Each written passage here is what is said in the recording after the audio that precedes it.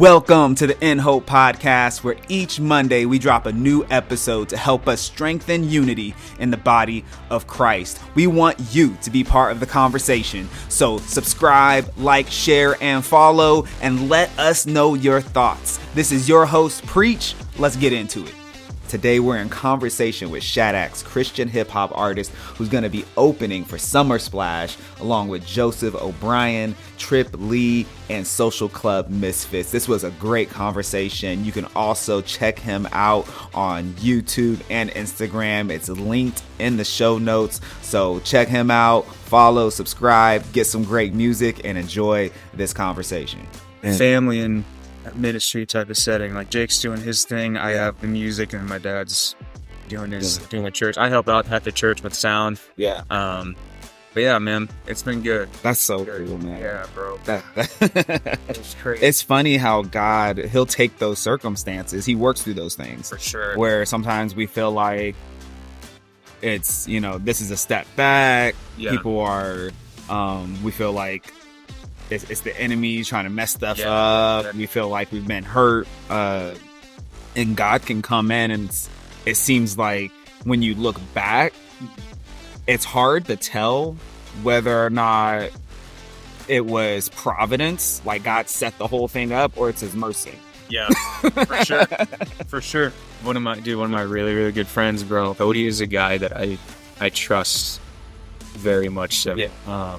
And he says something that is kind of interesting, bro. He's just said, "Hey, bro, God likes to be God. He likes to play God." You know what I'm saying? In those impossible situations, bro. Oh, man. He likes to come in at the last second. Yeah, like, bro, exactly. Right, dog. You see that? Yeah, man. I'm like, you right. do. You're right. He likes to show his power. He likes to show off, and like, not, you know what I mean? No, yeah, but, no, absolutely.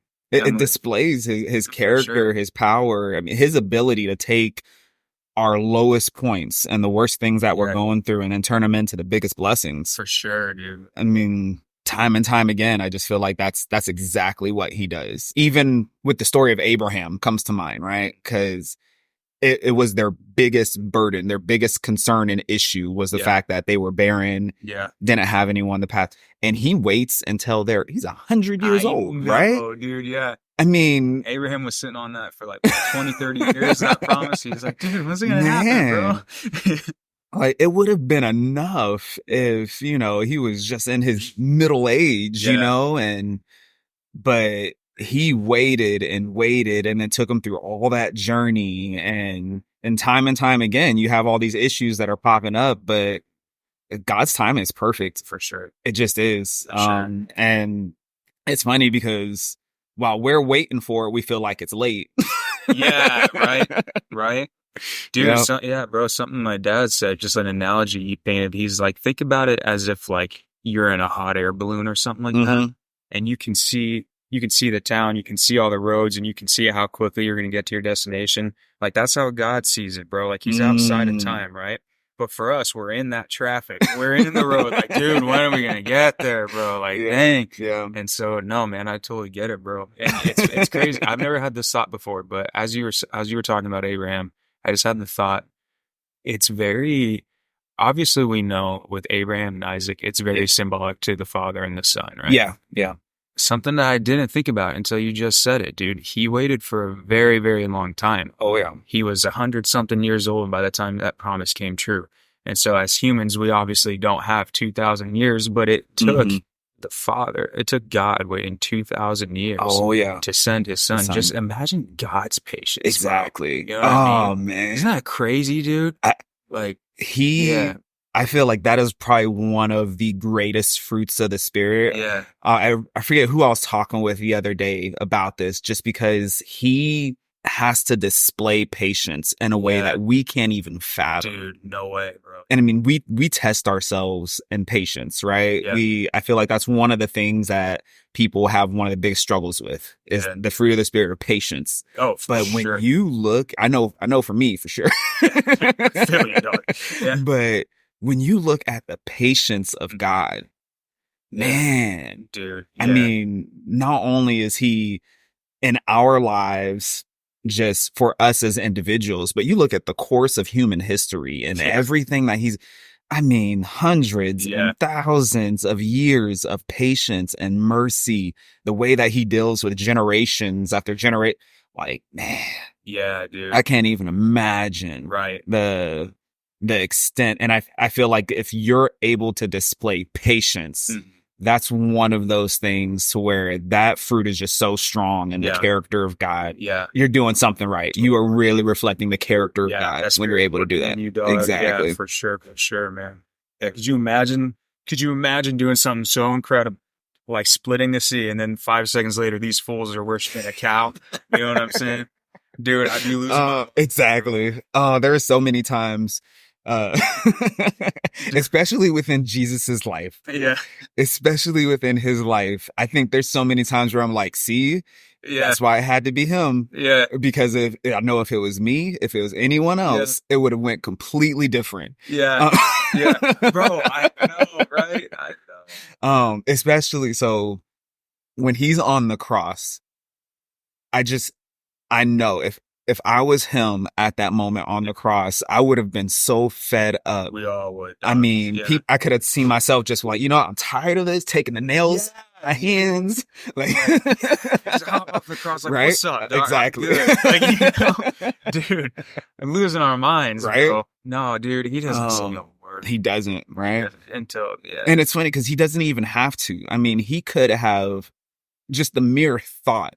He could have just thought like, okay, I'm done with you. And they could have fell dead. Seriously. Like, dude, bro.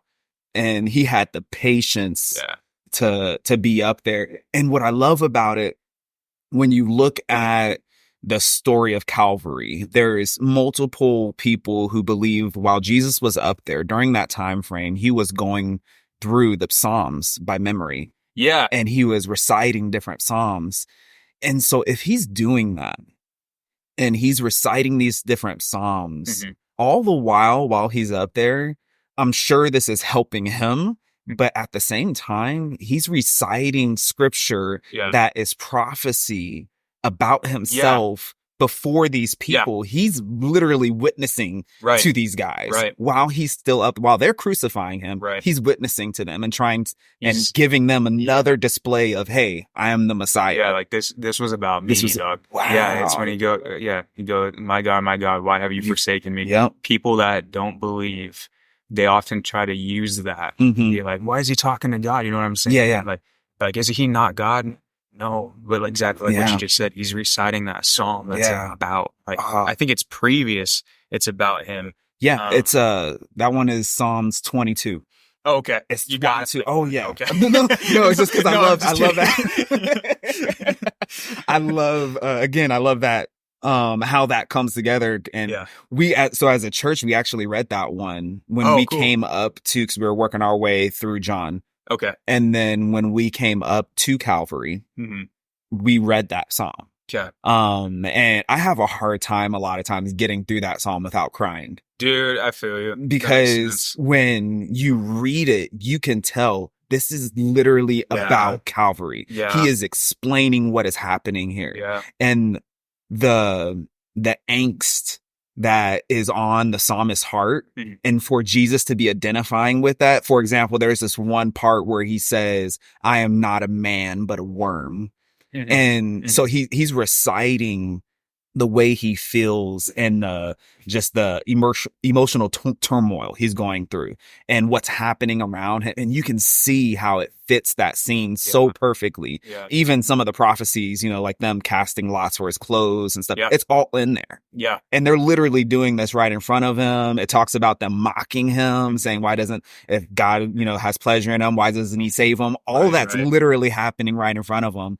And then the psalmist, you can tell he's just broken and in hurt and pain. But then at the very end, it still comes around to, I will praise you. It closes off with this just emphatic statement of praise and trust in God. And I'm like, man, reading through that, my heart breaks just to think of Jesus up there. And that's how he was feeling. I know. Like, dude, I feel you. Man. I feel you.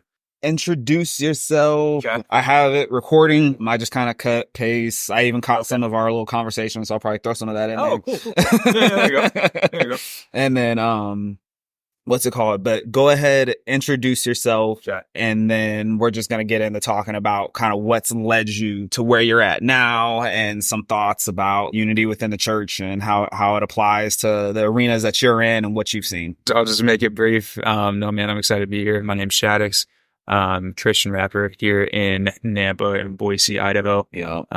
Been making music for about a year and a half. Well, Christian music for about a year and a half now. Been making music total for almost 5 years now. Nice. But yeah, man, my whole mindset, like my brand, I guess, is just bold Christian music. And what that's for is my goal is to motivate Christians with the music I make, and then obviously reach the lost as well.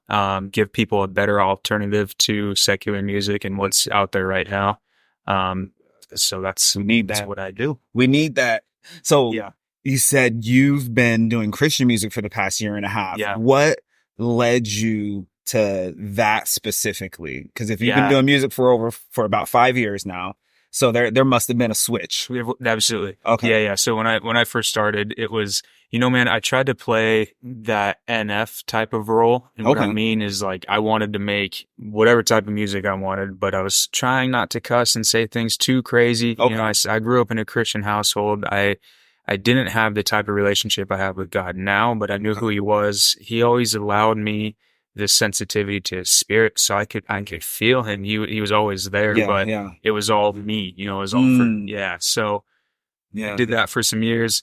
And then I kind of, I was in and out of church for a little while, and I was working at a car dealership at the time, and my brother started working with me, and it was at the time where he was doing worship leading at the church he was going to. And so he was like, Josh, come to church. Yeah. So I was like, all right, whatever. It's my big brother, of course. And so, nice. So I started going, dude. And the first couple times I go, I was just hit, he just wrecked me.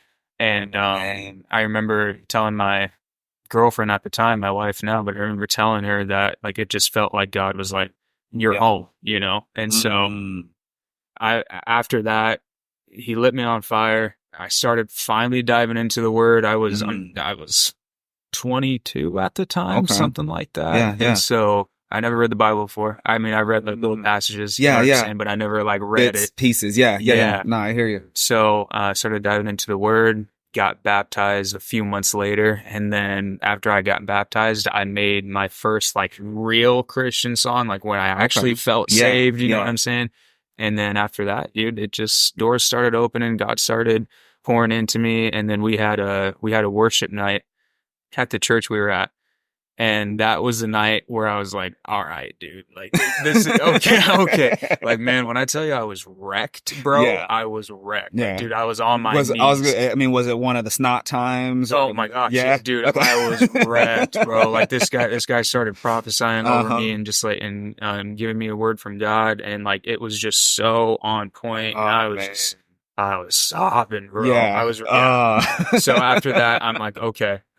Like, in fact, in that song, like my first real Christian song, one of the first lines I say is, God brought me to my knees and said, it's time to rap for me. Like, that literally happened. Bro. Wow. And so I'm like, all right, fine. You got me. Yeah, fine, right? It's all good. Oh, dude, that is awesome. There's so many things in there that I can connect with. My older brother is actually the one that invited me to church too. Yeah. And it was those first couple times that I went that God just really struck my heart like nothing else. The first time, I tell people all the time, my heart was pounding and every word I was just hanging on. Yeah. But I was stubborn. Yeah, for sure. I was stubborn, but it was that next week I went back, responded to that altar call. The pastor at the time was speaking from 1 John chapter 4. He was reading from that passage where it says, God is love. And that just that cut me. Yeah. It just cut me like nothing else. And after that, I was thankfully, my brother invited me. I gave him excuse. He gave me an answer. I gave him another excuse. He gave me another answer. And so he just just didn't let me get out of it easy. And so I've ended up going with him. And it changed my life, man. Yeah. It just completely changed my life. Yeah. Thank God for good big brothers. Yeah. Like, that's just, yeah, seriously. that's so big. And I feel like the impact God can use within a family. Sometimes as a family, we may not realize the influence that we have over each other. We may not think that we're influencing each other a lot or it makes a big difference, but man, there's so much influence there. Yeah. It may not even be that, you know, you're best friends and hanging out all the time or, you know, having big, deep discussions often, but there's an influence there within the family For where, sure. I mean, most people can probably look back and see some type of formational thing happening and interaction between them and their family. For sure. And so I think that's just an area to nurture as believers and just say, you know, we're going to try to nurture, encourage each other in the right direction. Yeah. So nothing has changed my life more than that, 5-minute conversation that I had with my brother that day over the phone. That's all it takes, man. Yeah, that's all it takes, just little seeds. And when it happens, it's like a domino effect, man. Yes. Because what happened is, after my brother started bringing me to church, then I got really into it. Then my music changed. Mm-hmm. And then my dad, I guess in a sense, came back to Christ, you know. So my dad got impacted. Wow. Just my whole family got impacted by it. Not only that though, but then guys at the dealership we were working at, they started coming to the church. Oh, dude. A couple of them got saved. You know what I'm saying? Dude, it's like a domino effect. It's like all it takes is that one. Yep. And this story that my brother was that one, he comes in and like God just touches us all, bro. Yeah. And then we just try to be that light, you know? It's so cool. Yeah, man, it's pretty crazy. Man. Those two guys are still serving God today, which is oh yes. But yeah, man. That is awesome. That is awesome. Especially in a dealership setting, man. Like it's you know, very money driven, you know? And so absolutely. And I was in that for 4 years, and so all I wanted to do was just make as much as possible. And dude, it's just funny how your perspective on everything just changes. Oh, yeah. Everything. Oh, so, yeah. Bro. Oh, man. But it is interesting. When I became saved and I started walking with God, I felt like a whole new world opened up. Being able to notice things that I've never noticed before and interaction with other people, literally like stores and different things that were around. Like what is Hobby Lobby, right? And like Christian bookstores, never knew those things. Yeah. Even existed. There was a Christian bookstore, not even a mile, it was maybe like a quarter mile. Literally, it was the next major street light from our school. There was a Christian bookstore in that shopping center right there. Wow. And then big one, never heard of it, never knew that was a thing, right? And then so you like I'm discovering all these little things, hearing different messages, hearing Christian music, which I'd never heard before. And so, yeah. Like, dude, to be exposed. You gotta go back, man, because there's some bangers. Like back in the day, man. That was one of the things we were very blessed about. Yeah. My mom, dang, dude, she would always play Christian music. Yeah. So like those old school songs, bro. There's some bangers, man. No, but yeah, I never listened to it up until that point. Wow. And so it was a whole new world being exposed to those types of things. And man, what a blessing that is when you're able to start seeing those things. You grew up with Christian music in the home and whatnot. And so what were some of your favorites? Oh, dude. Man, I think Praise You in the Storm is one that by Casting Crowns. I went back to that one a lot. Casting Crowns is super dope. And then Phil Wickham did a remix of it, or a cover of it, I should say. And I love Phil Wickham. Really? I didn't know that. Dude, so Casting Crowns, they made an album, I think about a year ago now. Yeah. They took all of their like old hits, and they had the newer Christian artists hop on them. And no cover way. them. Yeah. So Phil Wickham, love Phil Wickham. Yeah. That dude's voice is just crazy. Yeah. So he did Praise You in the Storm on their album. Wow. Super dope, right? I'm gonna have to find that. Yeah, super dope. I still listen to it. Like, whatever. There's that one, dude. This is in my head because we just watched the movie, but I Can Only Imagine. Yeah. That's a banger.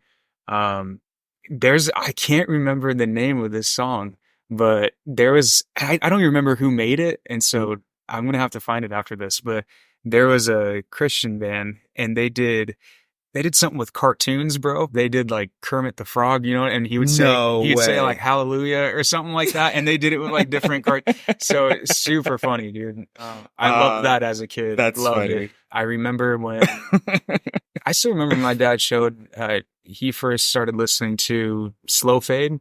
Okay. Is that by Casting Crowns as Yeah, well? it's a Slow Fade. Is that? No, I think I it might be. That might be Casting Crowns. I think so. Super good song. Yeah. Super good song. Yeah, Another yeah. song I still listen to. Yeah. So I guess you could say I'm a fan of Casting Crowns. I like those dudes a lot. Yeah. I like them. That's what I grew up in. Yeah. But yeah. That's really cool. Then my dad put me on T-Bone. I don't know if you know who T-Bone is. Oh, yeah. So that's when I got introduced to Christian hip-hop. Yeah. Nice. He was crazy, dude. He was threatening demons with bats and everything, bro. He's good. I love T-Bone.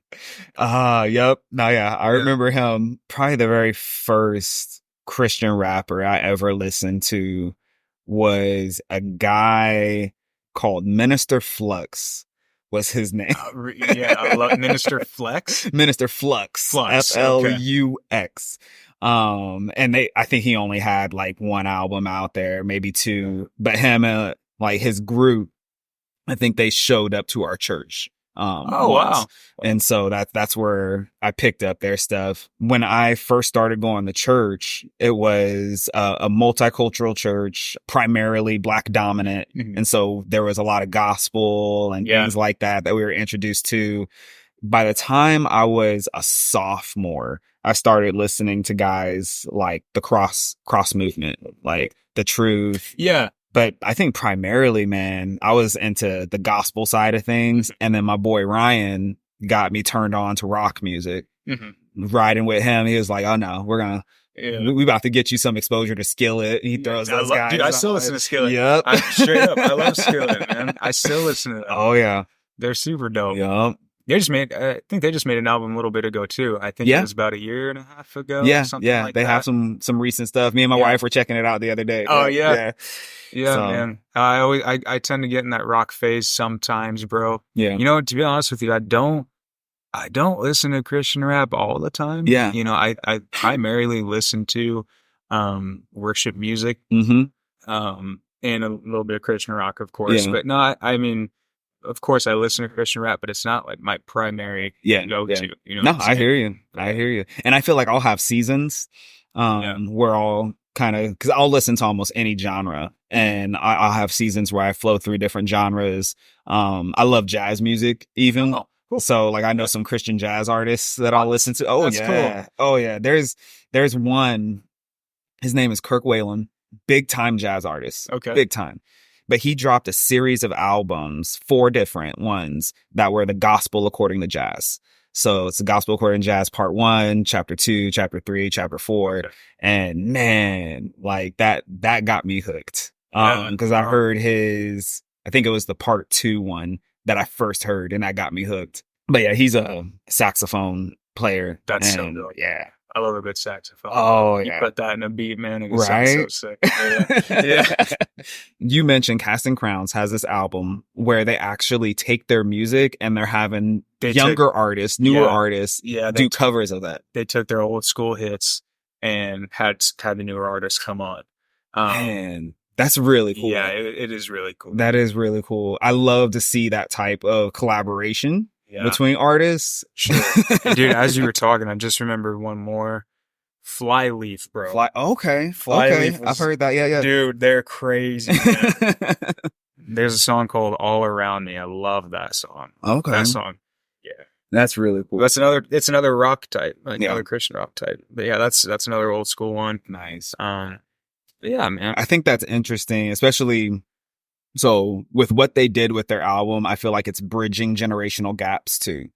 Do you ever come against, or have you ever seen a struggle with bridging generational gaps, especially with Christian rap, Christian hip hop, as you're doing? Oh, that's a good question. No, because I think some of the guys that have been doing it for a long time, when they collaborate with the younger artists, I think everything's pretty smooth. Yeah.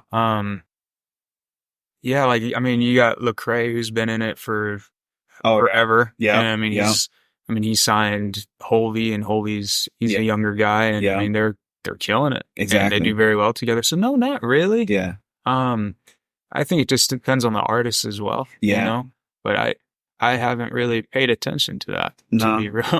Yeah. Which I guess is a good thing. I mean, if it's not noticeable. Because if it's not something where you're coming against a bunch of people trying to fight against you. Yeah. That's good. Yeah. That's a good thing. I hope I understood that question correctly. Well, I think what's cool about that is if you go back and you listen to some of the older Christian artists, especially the hip hop Christian artists, they can regularly attest to having issues with the church, like the church trying to pushing back on their music and what they're doing and whatnot. So the fact that you're not coming against a big pushback says that there's been progress there. I see what you're saying. Yeah. And so I think that's pretty awesome. That's a good point, man. That's a good point. I think people are a lot more open to it. Yeah.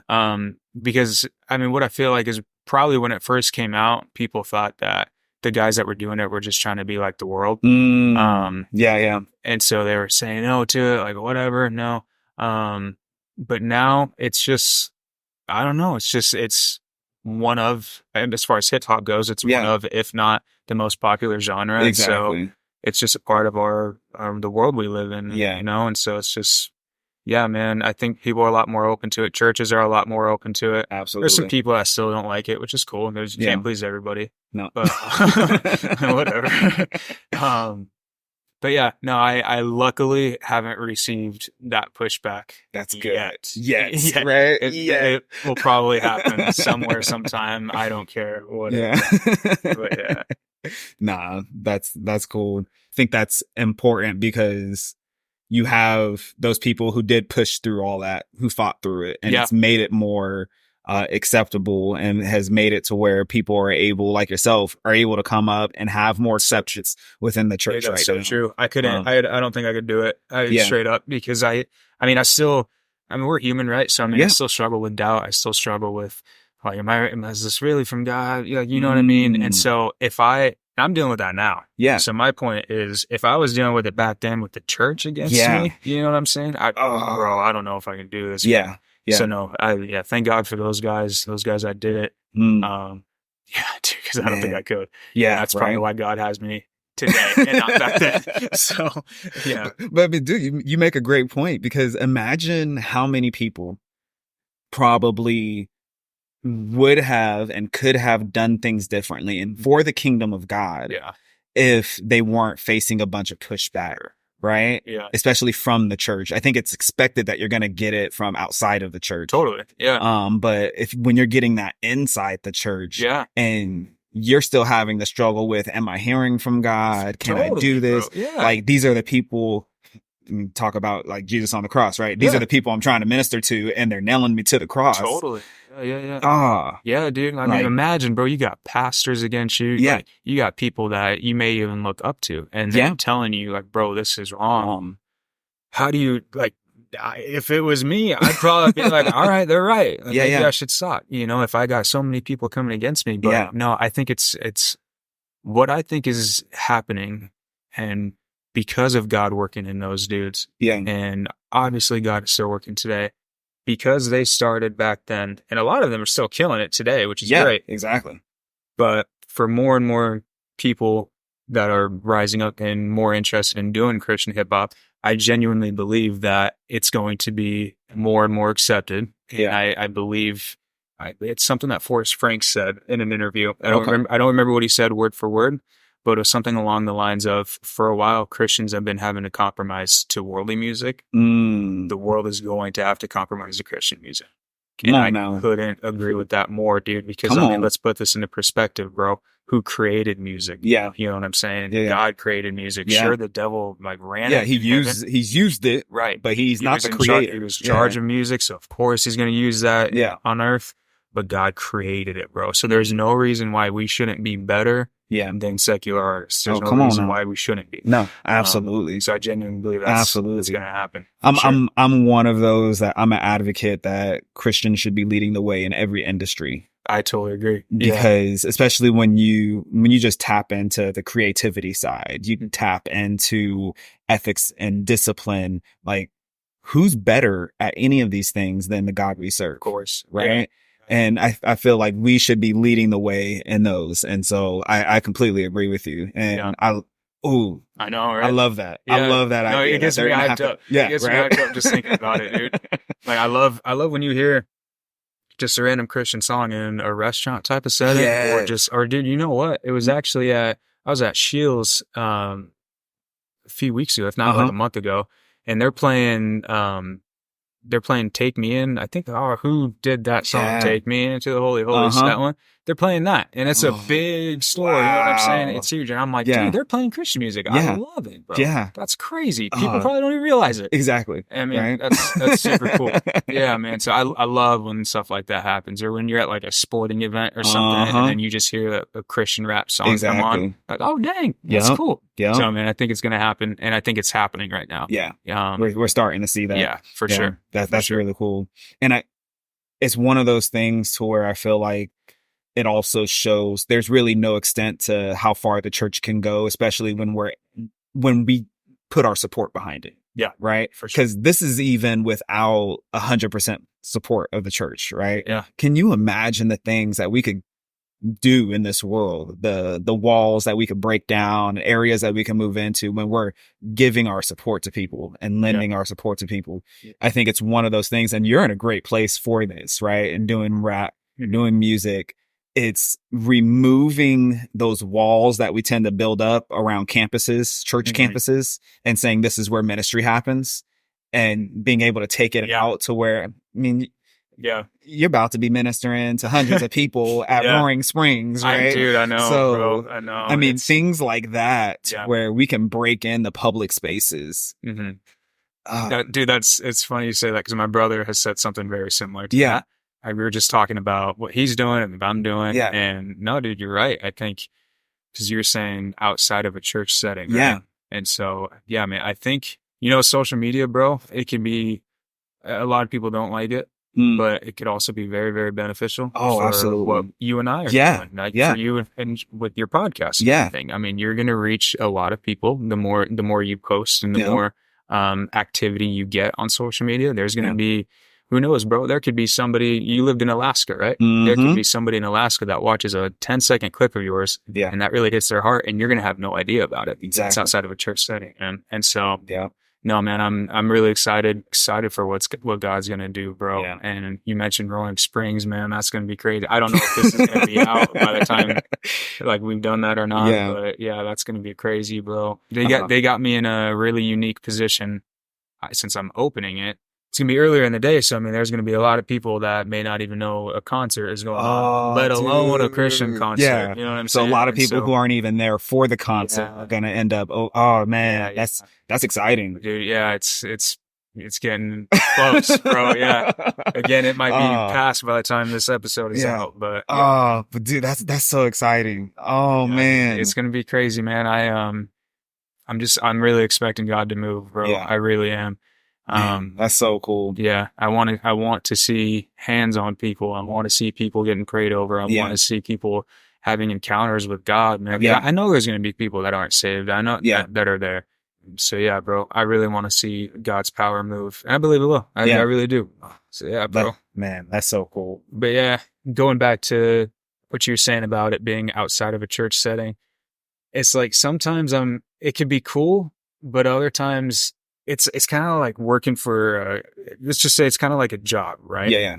Whereas if you're working for a church and you're doing it in a church setting, you have the pastor holding you accountable for things you're doing, you know? Mm-hmm. Whereas with it being outside, like when I don't feel like writing, I'm probably not going to write. You know what I'm saying? Like if I don't feel like doing it, I might not do it. If I don't want to record, I probably won't record. And so, I mean, I don't know, man, it's really tough. You know? So yeah, dude. Nah, yeah. Everything has its pros and cons for Absolutely. sure. Absolutely. But I feel like even in that though, that is a way in which if we're aware of what each other are doing, I always say unity starts with awareness, right? And so if we're aware of what each other are doing, we're aware that you're working on a new album, right? Mm-hmm. And your goal is to write so much, to get so much recorded, then we can stay in touch and we can help give that accountability and say, hey, how is that going, man? That's very true. Like, right. And be praying for that and encouraging you in that. And it's the same thing with people who are working over at the dealership, right? Being able to touch base with them. How is it going over there? You know, have you been able to, to share the gospel, invite people? How is that going? How is your witness happening over there? Yeah. Because if we are aware of where each other's mission fields are, is a great way to put it. Whether you're a kid going to school, you're an adult and you have your job, wherever it may be, or, I mean, you got a pickleball group that you go and play with, and we're like, hey, I want to be a light to my friends that I play pickleball with. We can check with each other on that and help each other with that. Yeah. To where it doesn't need to be tied to a paycheck, but it's just tied to loving accountability and knowing I have these other people that are praying for this with me. They're going to want to know how it's going. Yeah, dude, that's a good point. Yeah, right? Dude, that's some wisdom, bro. Because I've never done that. I've never called those guys and be like, "Hey, how's it going?" Yeah. Like as far as the ministry goes, anything like that. That's a really good point. Well, it's something I might have to do. Yeah. Well, and I think it's something that it helps us to understand that we are part of the ministry too. It's not just what the paid staff does at the church, right? Yeah. To know that we're all part of the ministry and we're checking on each other's ministries. I think that can go a long way. Yeah. I think it's really cool within the music industry. We can see artists who have paved the way, making a way for younger artists and making that connection. I think that's something that within the church at large we can do. You could say we should be doing that within the church, right? Right, of course. People who have been in the church longer, people who have been ministering longer should be paving a way and making a way for younger ministers, opening doors for them and helping them out. I think it's unfortunately, as obvious as that is, it's not something that's obviously practiced well. There's actually, I remember reading a couple studies about this, me and some guys, in one of my school programs, we were talking about passing on church leadership and how that happens and transitions and whatnot. And with all of the research that we were doing, what we came to a unanimous decision on is that the church is not doing this well, which is unfortunate. Yeah. Like we should be able to pass down, if there is anything that Jesus gave us the greatest example and good model of, is how he passed down leadership to the disciples. Yeah. And from him passing it down from himself to those disciples, it ended up becoming a movement like nothing else. Right. And so I think it's interesting.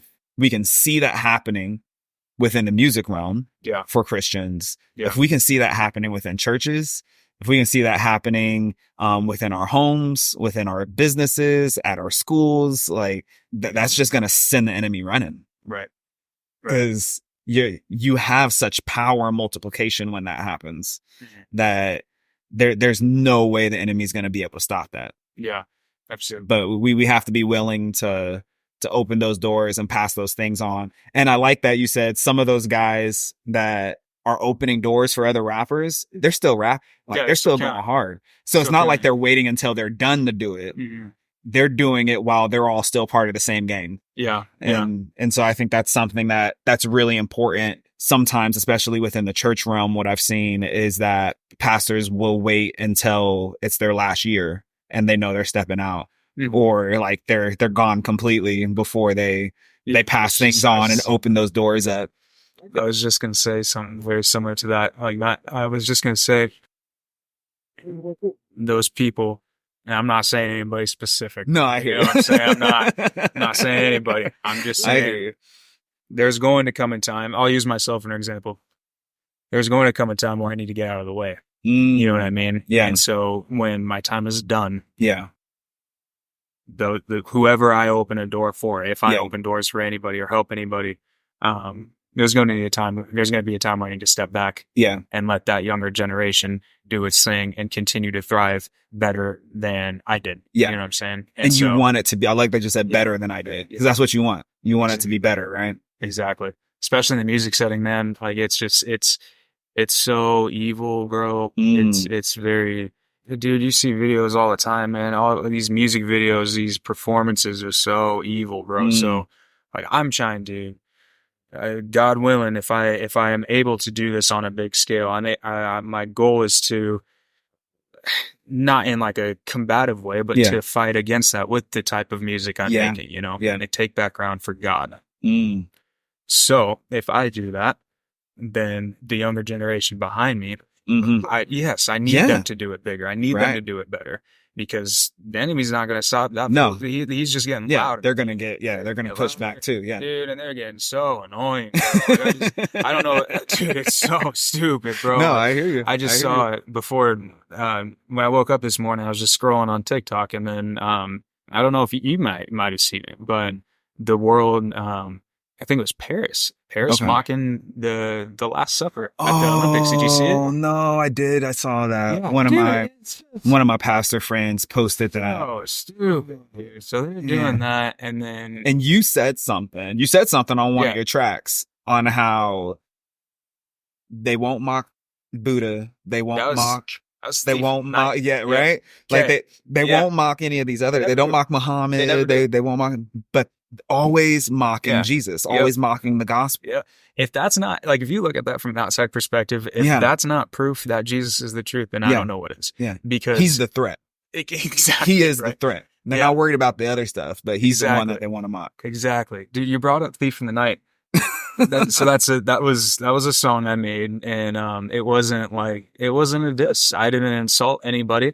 At least I tried not to. And it was just, at the time I made that song was at the time where Kendrick Lamar, DaBaby, Lil Dicky, DJ Khaled just dropped, God did at the time. And just all these guys were mocking Jesus in a very obvious way. Like DaBaby made a music video. He's hanging on the cross. Lil Dicky did the same type of thing. And so that's what I didn't quite know how to handle righteous anger at the time. I didn't know how to do it. So I'm like, I'm going to put it in a track. And you know what? I would do it again. I don't care.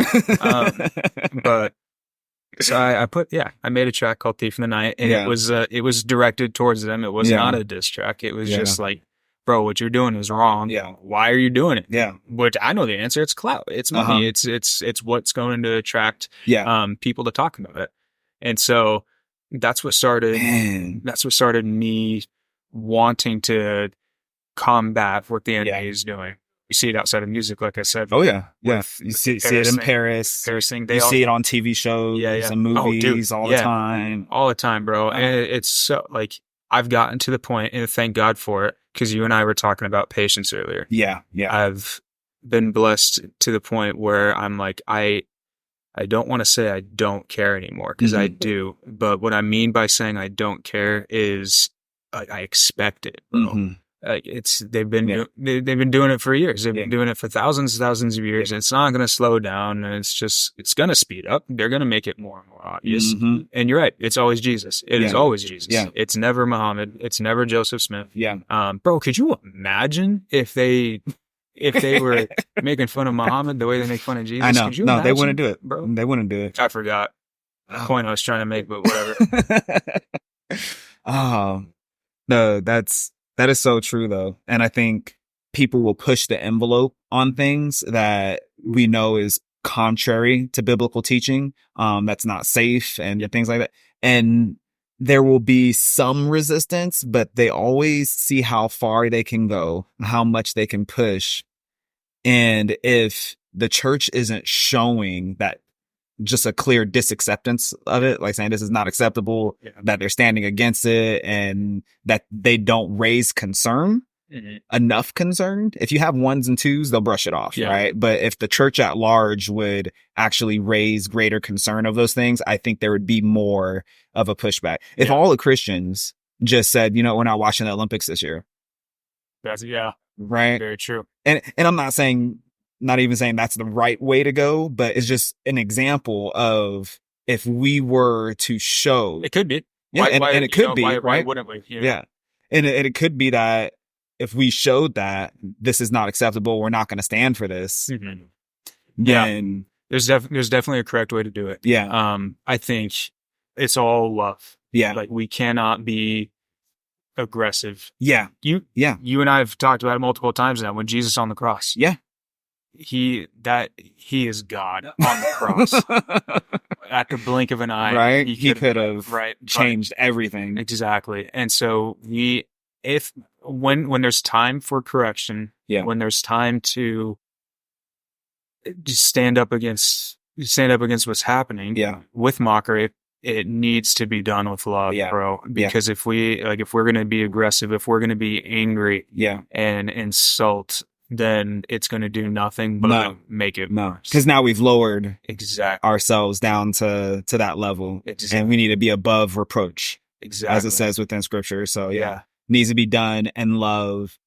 And I think that's one of the big areas where especially Christian leadership needs to be able to coach and teach their followers on how do you respond to this? How can we respond to this in a loving way that's also upholding truth? For sure. And that may be different for some as it is for others, but there should be a conversation around it. Yeah.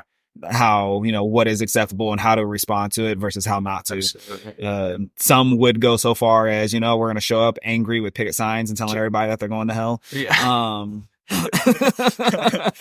I'm not saying that bro, that's the right way to go. Heard of the Westboro Baptist Church? I have seen them. I have seen them. Yeah. And then what's it called?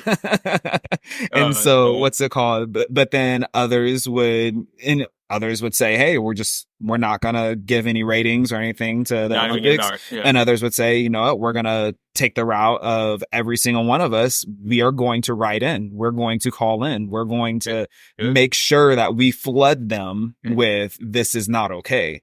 You gotta be careful if you do that. Yeah. You gotta be very, very, we are not telling anybody to write hate mail. Exactly. You gotta, we're going to do it. If you're going to say something, if you're going to do something, you have to be so careful and just not let your fleshly anger take control of you. I mean, that's why that's honestly, so important. Yeah, bro. I mean, that's why honestly, sometimes I think, I don't know. I don't know what's better. I don't know if it's better to say something or if it's better to just not give it a thought. Yeah.